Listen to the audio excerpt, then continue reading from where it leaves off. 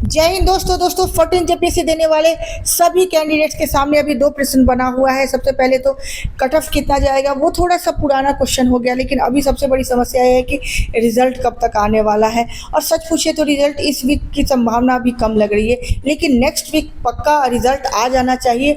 और अगर next week result नहीं आता है तो समझिए कि कुछ बहुत बड़ी समस्या है।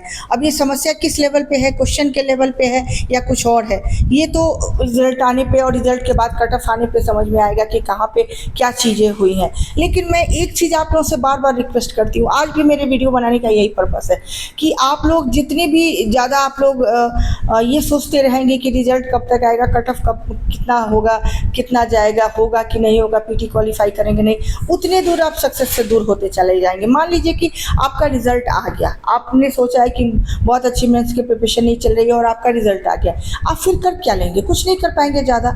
इसलिए प्लीज़ आप अपने स्टडी पे, प्रिपरेशन पे फोकस रहिए। और सबसे बड़ी बात है कि आज मैं लाइव सेशन रात में जुड़ूंगी आप लोगों से।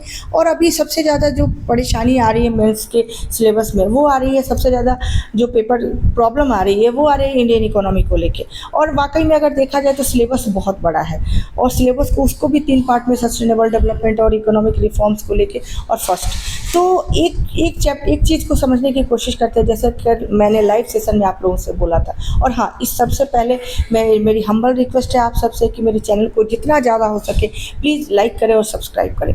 तो सबसे बड़ी जो समस्या आई, तो इंडियन इकोनॉमी में कल कुछ चीज़ें मैंने बताया था, और मैं जब भी अब वीडियो बनाऊंगी एक टॉपिक ज़रूर लूँगी, क्योंकि ऐसे नॉर्मल आपसे बात करना कब रिजल्ट आएगा नहीं आएगा, इन चीज़ों से आपका बहुत कुछ फ़ायदा होने वाला नहीं है। सिर्फ आपका टाइम कंज्यूम हो रहा है, टाइम वेस्ट हो रहा है, उससे ज़्यादा आपको कुछ हासिल होने वाला नहीं है। तो प्लीज़ अपने वाइजली, अपने जो टाइम है उसको वाइजली यूटिलाइज़ कीजिए।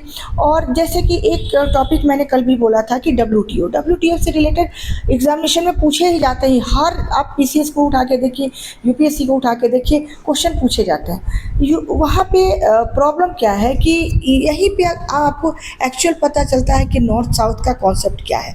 North south in the sense कहने का मतलब कि जो नॉर्थ का जो कॉन्सेप्ट है ग्लोबली, उनको माना जाता है कि वो डेवलप्ड कंट्रीज़ को रिप्रेजेंट करते हैं, और जो साउथ है वो डेवलपिंग या फिर अंडर डेवलप्ड कंट्री को रिप्रेजेंट करते हैं। और इंडिया जो रिप्रेजेंट करता है, स्ट्रांगली रिप्रेजेंट करता है, इंडिया, ब्राज़ील जैसे देश जो करते हैं वो साउथ को रिप्रेजेंट करते हैं।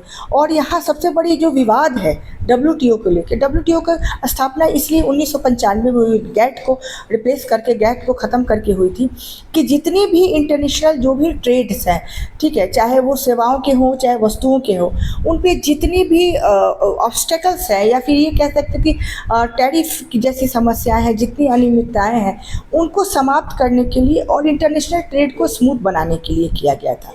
और उससे मेन था कि जितने भी डेवलपिंग एंड अंडर डेवलप्ड जो कंट्रीज़ हैं उनको काफ़ी फ़ायदा पहुंचा है। फ़ायदा इन द सेंस कि उनके जो डेवलपमेंट में काफ़ी योगदान हो डब्ल्यूटीओ का, यही था।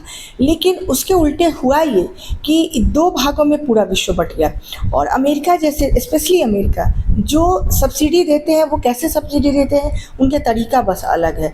वो डायरेक्ट और इनडायरेक्ट दोनों फॉर्म में अपने फार्मर्स को काफ़ी बेनिफिट पहुंचाते हैं, और उस बेनिफिट का नतीजा ये होता है कि जो प्राइसेस होता है उसमें काफ़ी डिस्टॉर्शन आ जाता है, और इतनी विकृति आ जाती है कि बाकी जो डेवलपिंग कंट्री है उनके जो मार्केट है उन पे बहुत बड़ा निगेटिव उसका इम्पैक्ट होता है।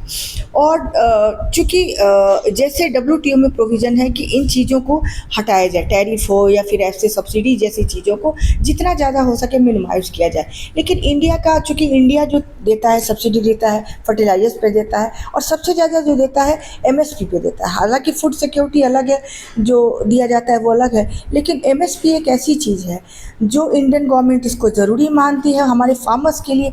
क्योंकि जो हमारे फार्मर्स है, मैक्सिमम वो फार्मर्स है जो मार्जिनल है, जिनके पास 1 हेक्टेयर से कम की ज़मीन है, और उनको कहीं ना कहीं गवर्नमेंट के सपोर्ट की ज़रूरत है, तभी अपनी फार्मिंग के जो पेशा एक्टिविटी है उसको वो सस्टेन कर पाएंगे या उसको कंटिन्यू कर कर पाएंगे। तो एमएसपी जो होता है, जो मिनिमम सपोर्ट प्राइस होता है, ये अभी 23 फसलों पे दिया जा रहा है, जो कि जिसमें 22 जो है वो ज़रूरी हैं और एक गैर ज़रूरी जिसको जो गन्ना है। तो हर साल इसको, हर साल नहीं, टाइम टू टाइम से रिवाइज़ किया जाता है। इन फसलों के एमएसपी रेट को हर बार रिवाइज़ किया जाता है। और इनके रिवीजन करने का ये होता है, ये प्राइस जो एमएसपी कहते हैं, ये एक मिनिमम सपोर्ट प्राइस है गवर्नमेंट की तरफ से, ताकि कोई भी किसान को कोई भी फसल से संबंधित अगर नुकसान होता है, चाहे वो मौसम से संबंधित हो, फ्लड हो, सूखा हो, चाहे कीड़े, कुछ भी ऐसी चीज़ें होती हैं, तो उनके जो फसल को नुकसान होता है उस नुकसान की भरपाई हो सके, उनको लॉस ना हो। तो इतने में गवर्नमेंट वो खरीदती है स्टॉक, इतना ज़रूर सपोर्ट प्राइस रखती है, ताकि जो उनका कॉस्ट है, जो उन्होंने कॉस्ट पे किया है, कहने का मतलब उस प्रोडक्शन में जो लगा है, उससे ज़्यादा उनको मिले।